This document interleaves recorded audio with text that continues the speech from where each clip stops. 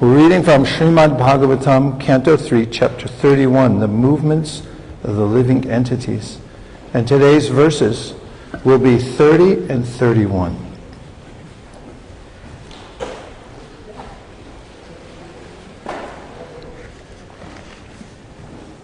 Bhutai panchibirarabde Dehe dehyad buddho sakrit Aham amitya sadgraha Karoti kumatir matin Bhutai, by material elements. Panchibhi, 5. Arabde, made. Dehe, in the body. Dehi, the living entity. Abuddha, ignorant. Asakrit, constantly. Aham, I.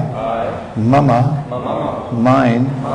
Iti, thus. Asat, non-permanent things. Graha, accepting. Karoti, he does. Kumati, being foolish. Matim, thought. By such ignorance, the living entity accepts the material body, which is made of 5 elements, as himself. With this misunderstanding, he accepts non-permanent things as his own and increases his ignorance in the darkest region. Purport.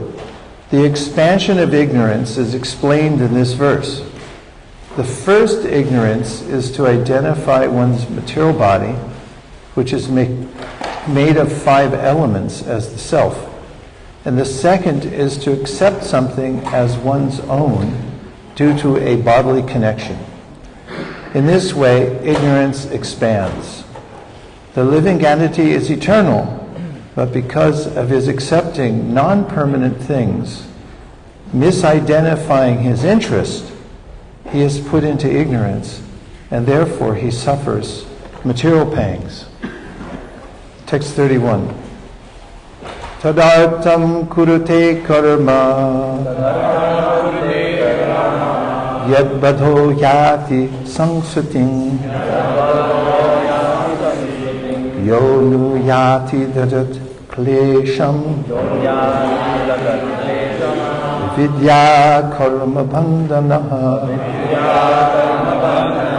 Tadartam kurute karma Yad badho yati samsutim Yonu yati dadat klesham Vidya karma bandhana. Translation. For the sake of the body, which is a source of constant trouble to him, and which follows him because he is bound by ties of ignorance, and fruit of activities, he performs various actions which cause him to be subjected to repeated birth and death. Srila Prabhupada's purport. In Bhagavad-Gita it is said that one has to work to satisfy Yajna or Vishnu. For any work done without the purpose of satisfying the Supreme Personality of Godhead is a cause of bondage. In the conditioned state, a living entity accepting his body as himself forgets his eternal relationship with the Supreme Personality of Godhead and acts on the interest of his body. He takes the body as himself, his bodily expansions as his kinsman, and the land from which his body is born as worshipable. In this way, he performs all sorts of misconceived activities which lead to his perpetual bondage in repetition of birth and death in various species. In modern civilization, the so-called social, national, and government leaders mislead people more and more under the bodily conception of life, with the result that all the leaders, with their followers, are gliding down to hellish conditions, birth after birth. An example is given in Srimad Bhagavatam, Andayatandhar Upaniyamana. When a blind man leads several other blind men, the result is that all of them fall down in a ditch. This is actually happening. There are many leaders to lead the ignorant public, but because every one of them is bewildered by the bodily conception of life, there's no peace and prosperity in human society. So-called yogis who perform various bodily feats are only in the same category as such, are also in the same category as such ignorant people, because the Hatha Yoga system is especially recommended for persons who are grossly implicated in the bodily conception.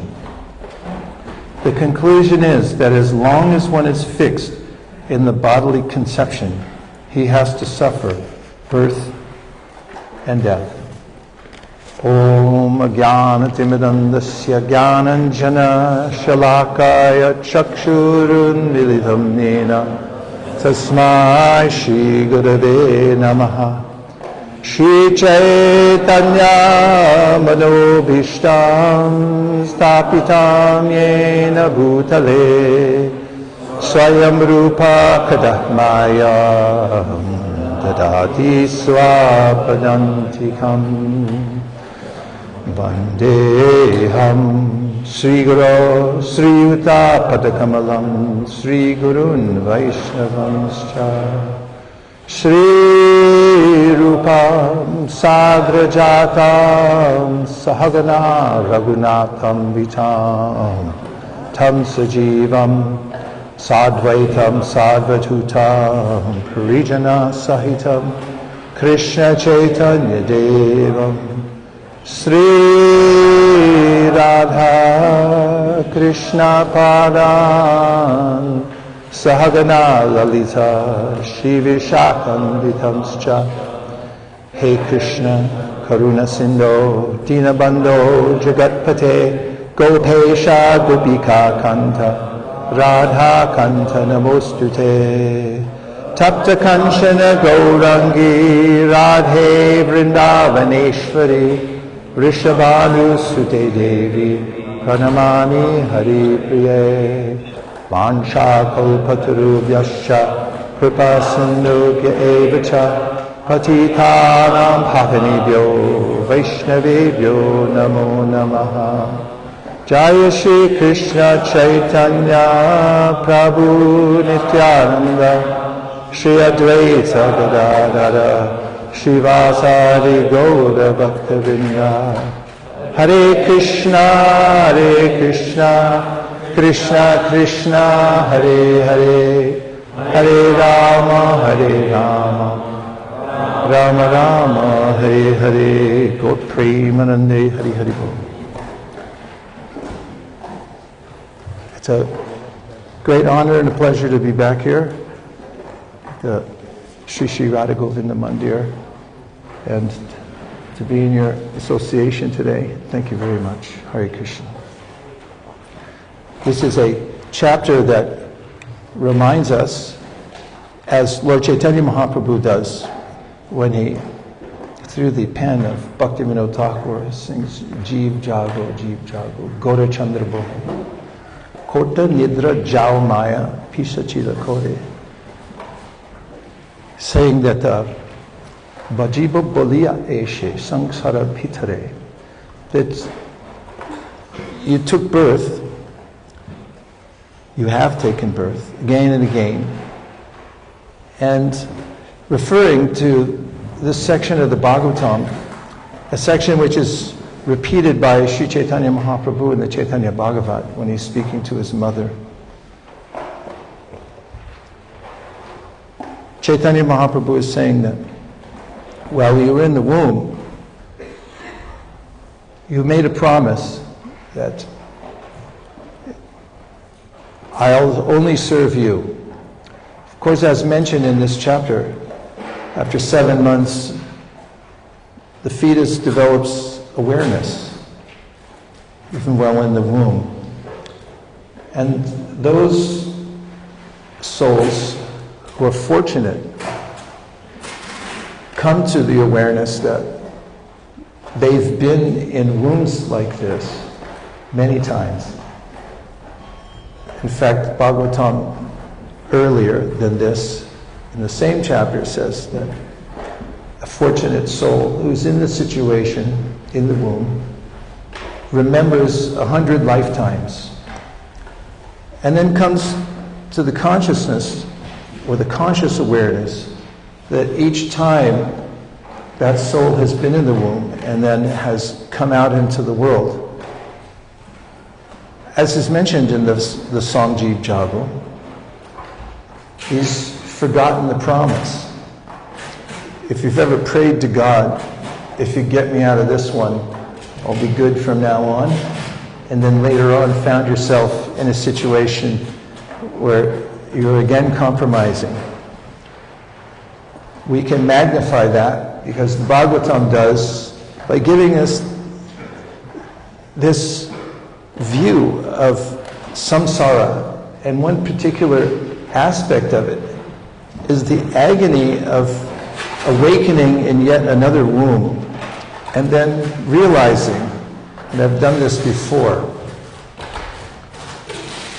the situation of the living entity in this world is that once in the womb and aware, the trauma of coming out through the birth channel, the Bhagavatam describes the living entity sometimes comes out not being able to breathe and then has to start the breath, and then sometimes the living entity dies in the same body coming out of the womb. It's a traumatic experience.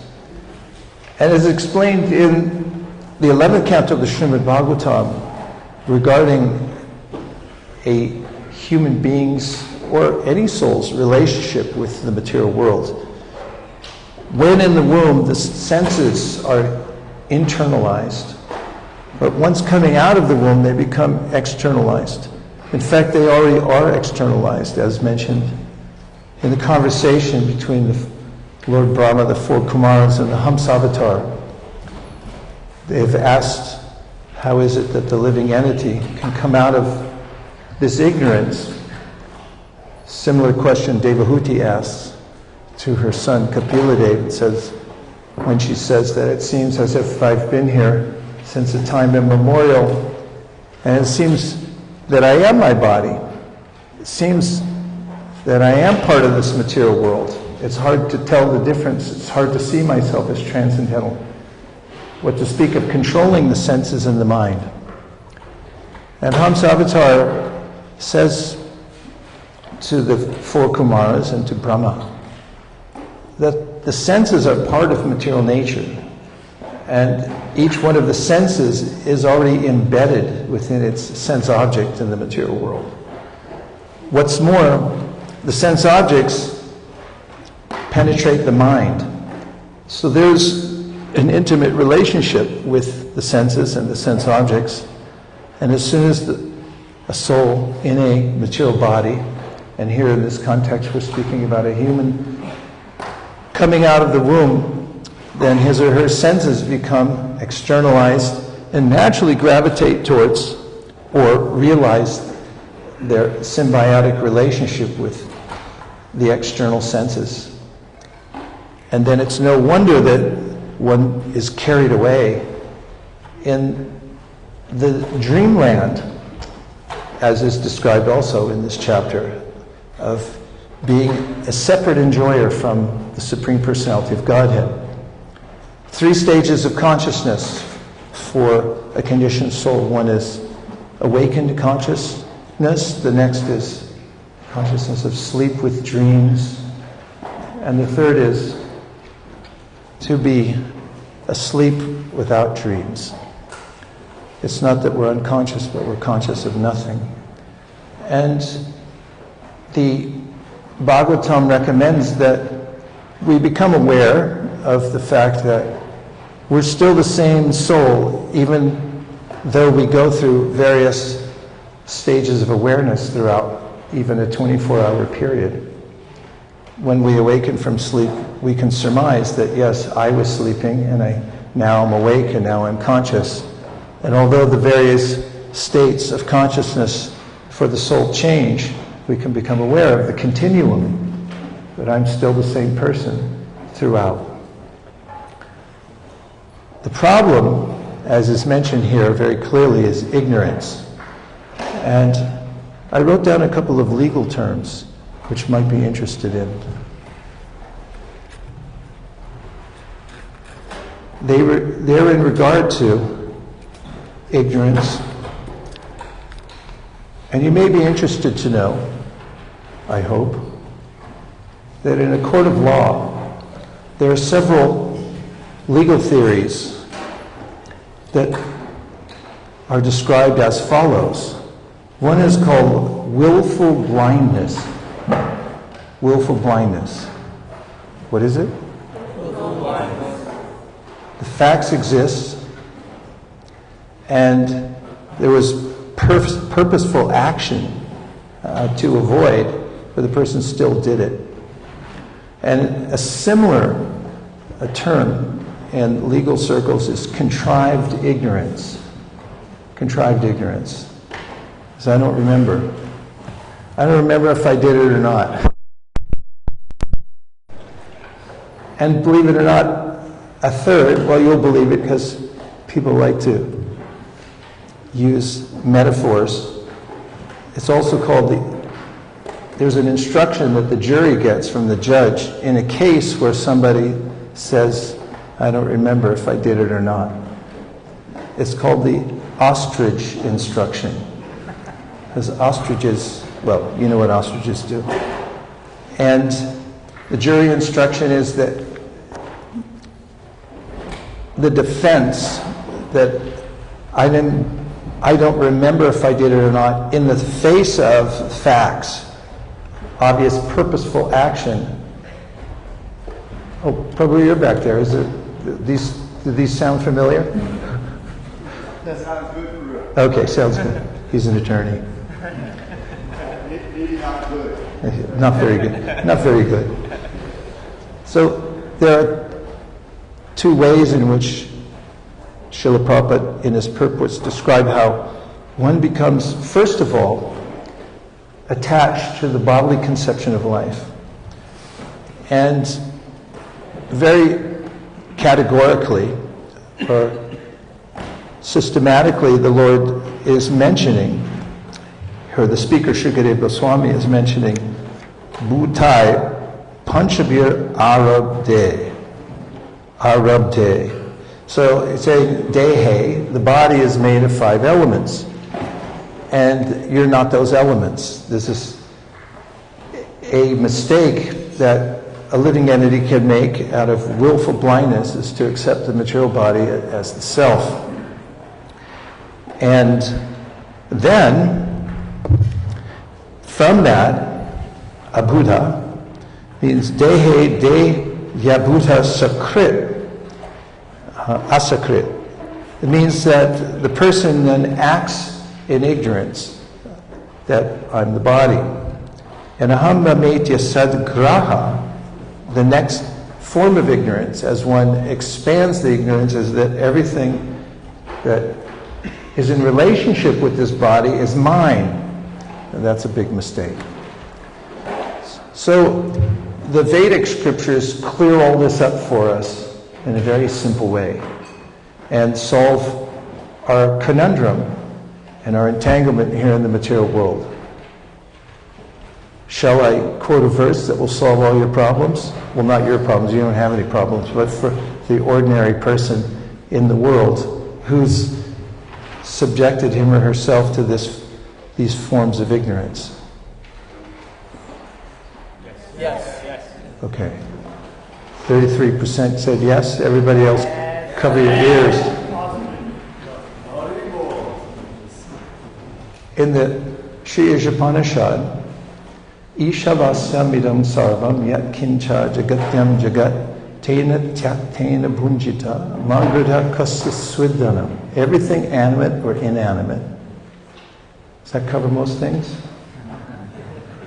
Everything within the universe is controlled and owned by the Lord. One should therefore accept only those things necessary for himself, which are set aside as his quota, and one should not accept other things, knowing well to whom they belong. Kurvaneveha karmani jijivishekshatam sama evam tvainanyate tosina karma lipite nare.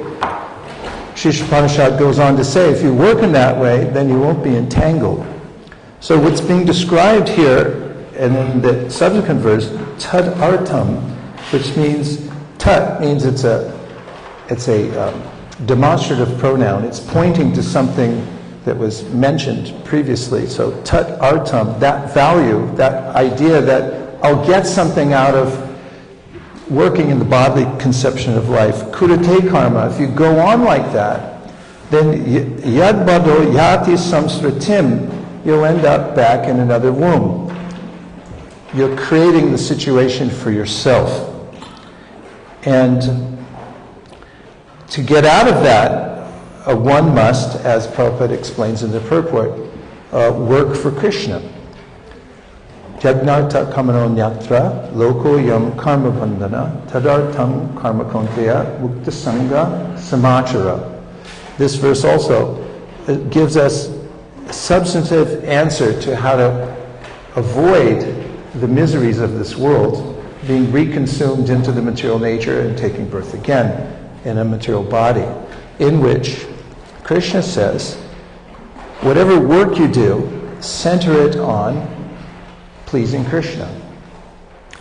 And a little further along in the Bhagavad-Gita, Krishna gives us another hint, and he uses a metaphor which is easy to remember, of how to live in the world without being consumed or overcome by ignorance.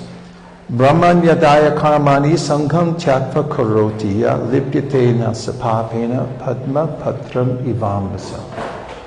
And this is a metaphor of what?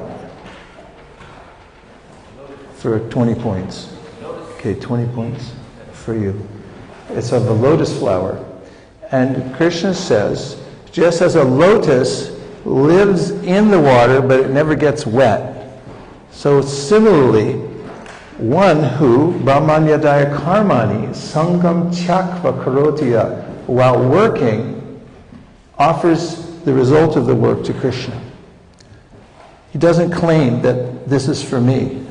It's a subtle change, but this is the enlightened way of working in the world and interacting with the entire cosmic manifestation in such a way that Krishna here says, here meaning the verse I just quoted from the Bhagavad-Gita, that you can live in the world but not be affected by it. And therefore you should live like a lotus, which is called Padmaja. Padmaja.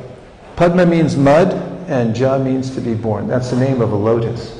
It's born out of mud, lives in the water, but it's not muddy, and it's never wet.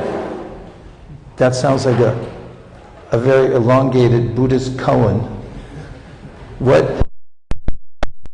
Never muddy, lives in the water, but it's never wet. And the answer is, for 40 points,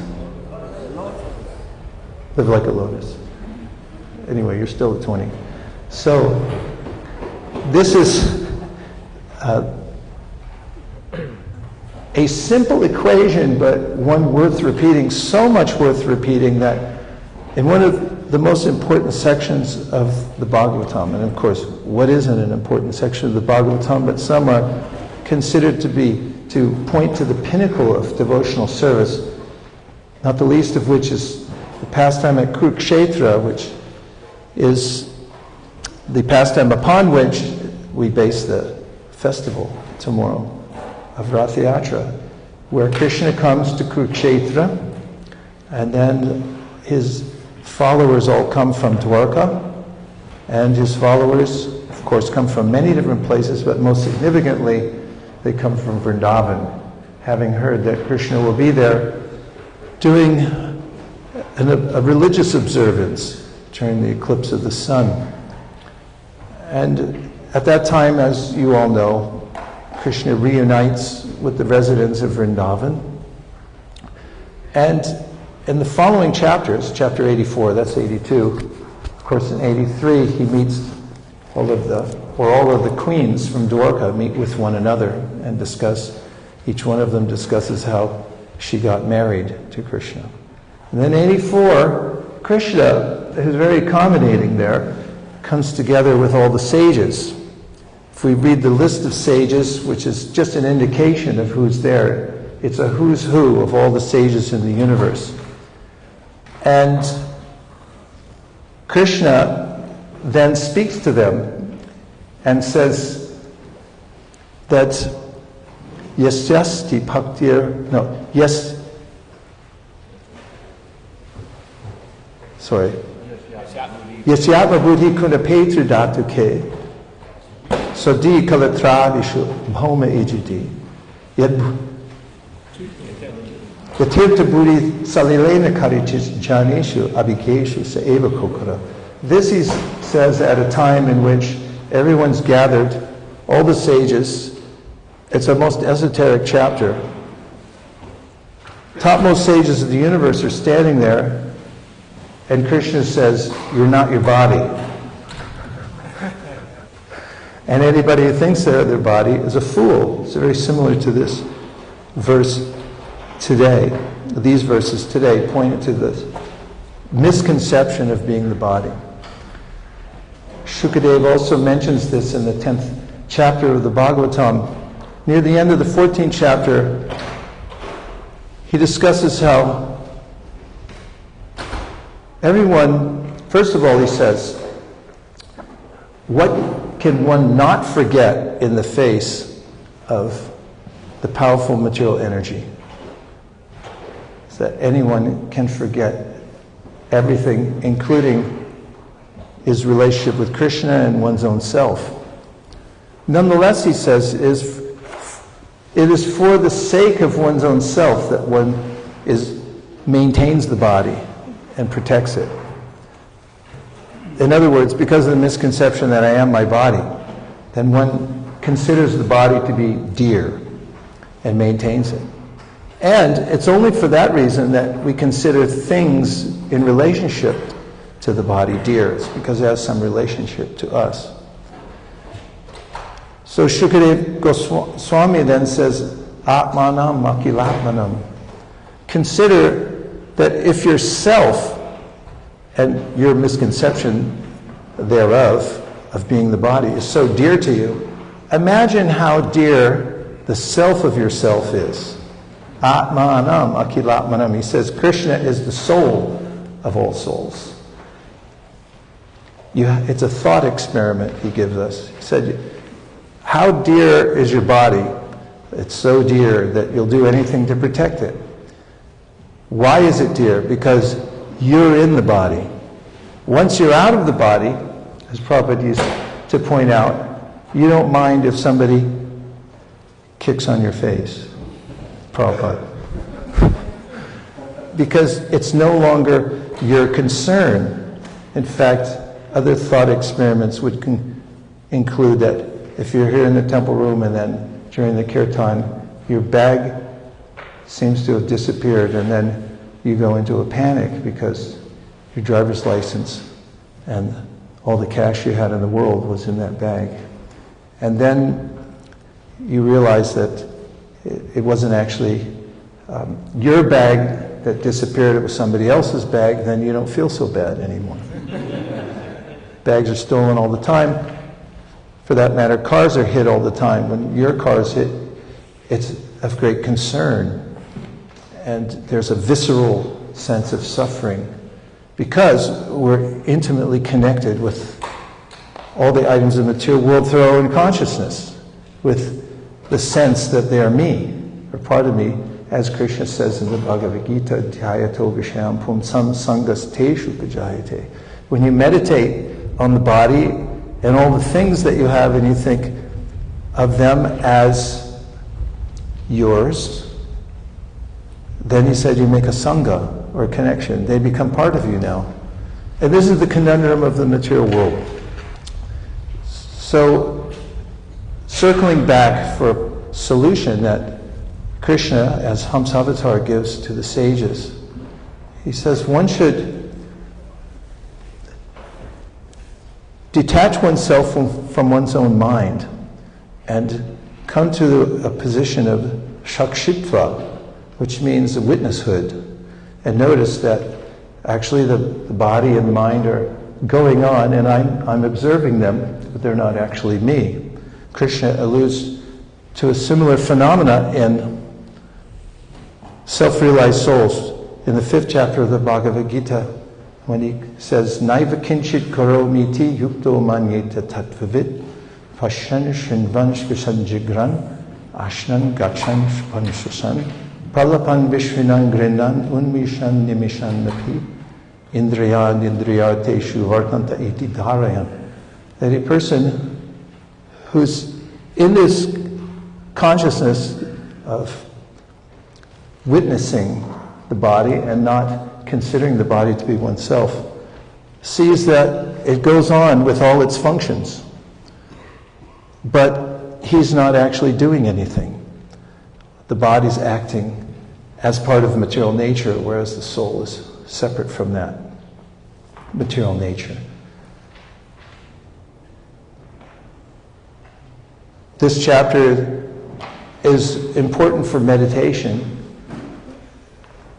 remembering what is the consequence of my own consciousness. That is that I'm developing these bodies one after another. And Arjuna asks about this in the 8th chapter of the Bhagavad-Gita, when he wants to know what karma is. And Krishna says, karma is the force of your own consciousness, which is creating future situations, i.e. bodies, in which you'll be forced to inhabit and carry on from there in material life. So Krishna consciousness, a simple switch that one can flip, sorry for the analogy, flip a switch, but it is like that, that if one considers that all of my work is for Krishna and everything in the universe is paraphernalia to be used in the service of Krishna, then there's a way in which one is no longer obligated or is no longer entangled by that. What's more, one must understand what's beyond the 3 dimensions of materialistic consciousness, sleeping, awakened consciousness, and sleeping without dreams, which is Turiya, or the 4th dimension. And Krishna is in the 4th dimension. So in the process of Krishna consciousness, when one connects to Krishna, who is transcendental to the 3 modes of material nature, through the process of chanting Hare Krishna, then one could overcome the fallacy of identifying with the material nature. The holy name has that power. As Rupa Goswami mentions in his Namashtakam, Yadabaso Pyudyan Kablita Bhavadvanta Vibhavo Drisham Tatvandanam Api Dishati Bhakti Pranayam. And that is that even if somebody's blind to the truth, Tatvandanam means he's blind to the truth. By hearing Hare Krishna, then that person can wake up to a sense of bhakti pranayam, just by hearing a sound vibration that comes from beyond this material creation. What's more, the Bhagavatam says, Tadvag visargo janataga viplavo yasmin prati shlokam abadya bhaktipi namanyanantasya shonkitadya shinvanti gayanti grananti sadhava. That the sound vibration of the Srimad Bhagavatam is beyond the material creation. It's from another creation, which isn't contaminated by the modes of material nature. And if one lends one's hearing process to the Bhagavatam and to the holy names, then one can rise above the three modes of material nature. Mam chayo vyabhicharena bhakti yogena sevate sagunan samatityaitan brahmapuyaya kalpate. Krishna gives this direction that by continuing the process of devotional service, one will gradually rise above the three modes of material nature. Let's investigate a little further by having some pertinent questions or reflections. Pertinent, to try to extract something more. Yes? So when the senses get externalized, she'll get a mic, but I'll repeat until she does. Go ahead.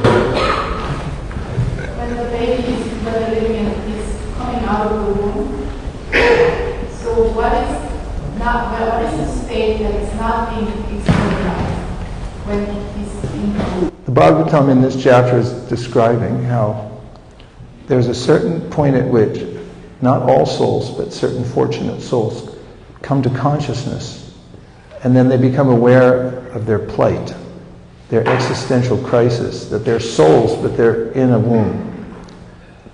And this is a point, there is a point at which they become conscious like that. And then they become overwhelmed by the material nature once they come out again. So it's a special circumstance, and it's not all souls, but some souls, as is it emphasized in the chapter earlier, that come to this kind of awareness.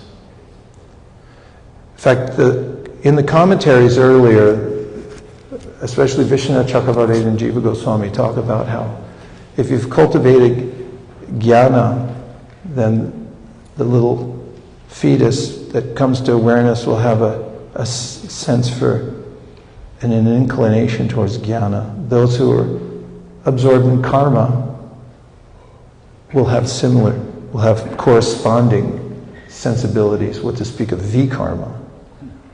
And it's again a repeat, which is I always find useful.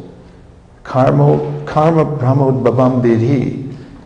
Krishna says in the 8th chapter of the Gita, you're creating the situation for yourself by your own identification and the way in which you're working in the world.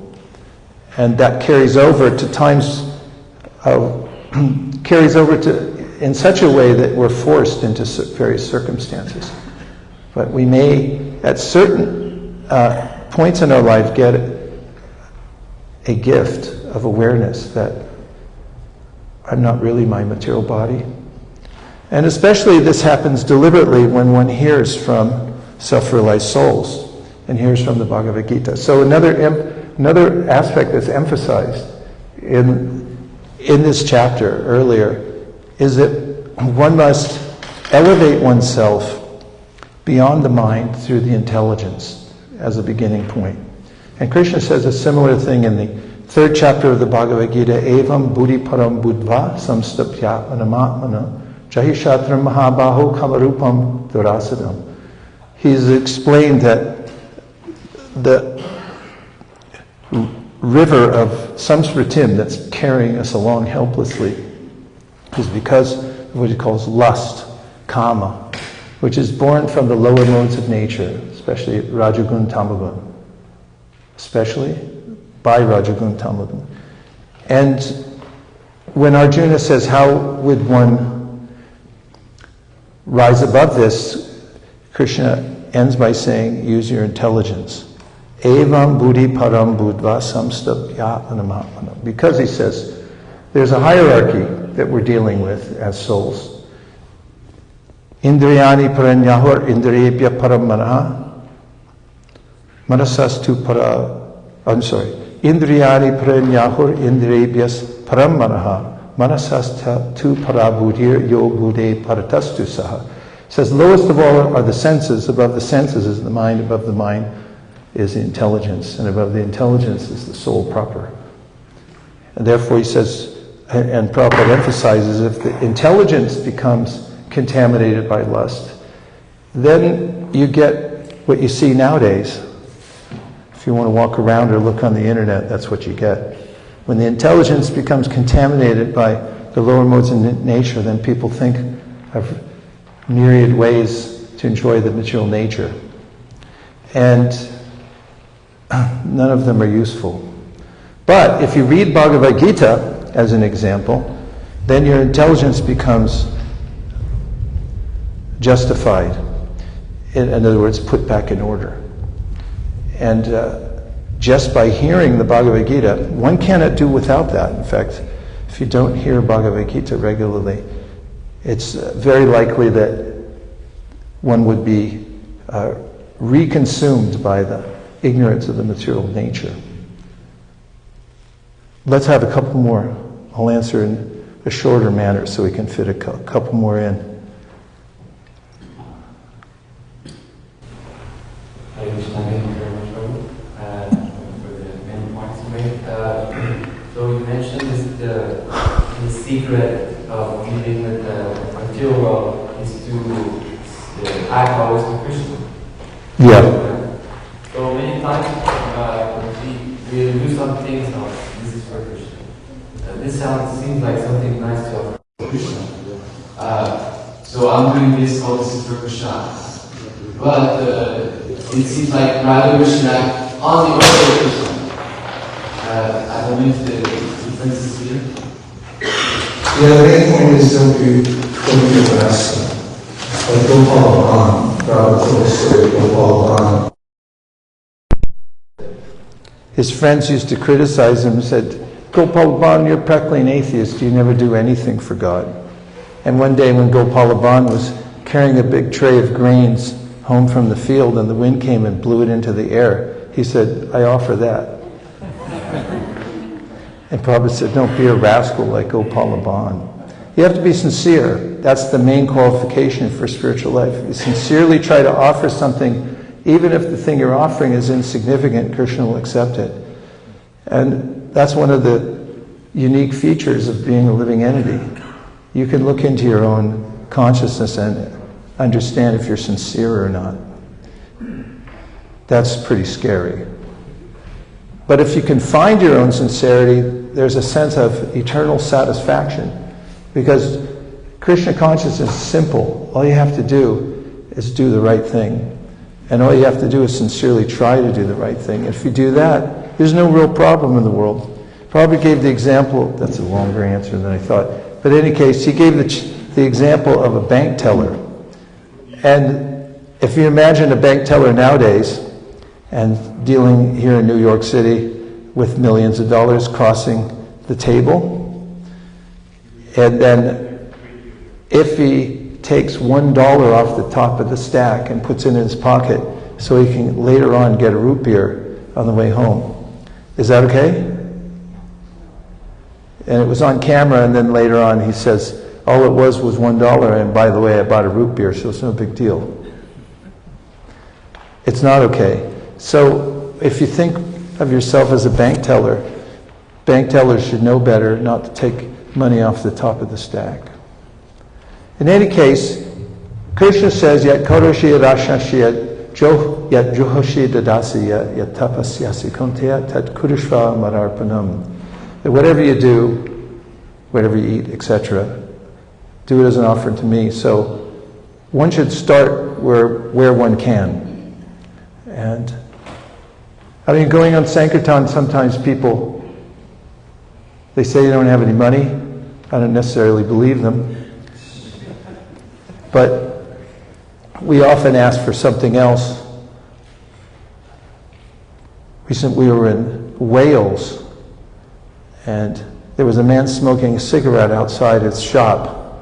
He was on a break, so he thought he'd have a nice, fresh puff of smoke in his lungs. And he was standing there smoking his cigarette. So I approached him, and we had a group of devotees with us, because we were all out, and they wanted to watch. So I asked them for a donation, and you know this mudra? And I didn't have any money. And I said, I said, well then, give me the cigarettes, because he had the pack in his hand. And then he thought I wanted to smoke a cigarette, so he pulled one out and gave me one, like he was a friend. I took it. And then they said, no, I want the whole pack. And he wasn't willing to do that. But I said, well, at least give me the lighter. So he gave me the lighter, and I said, here, I'll give you back the cigarette. And then he was okay for about a half a second until he realized that he couldn't smoke the rest of his cigarettes without his lighter. And then he panicked. He said, I need the lighter back. And I said, listen, I'm going to take this to our church, and I'm going to light candles for God, and we're going to make prayers. And you're going to get the benefit.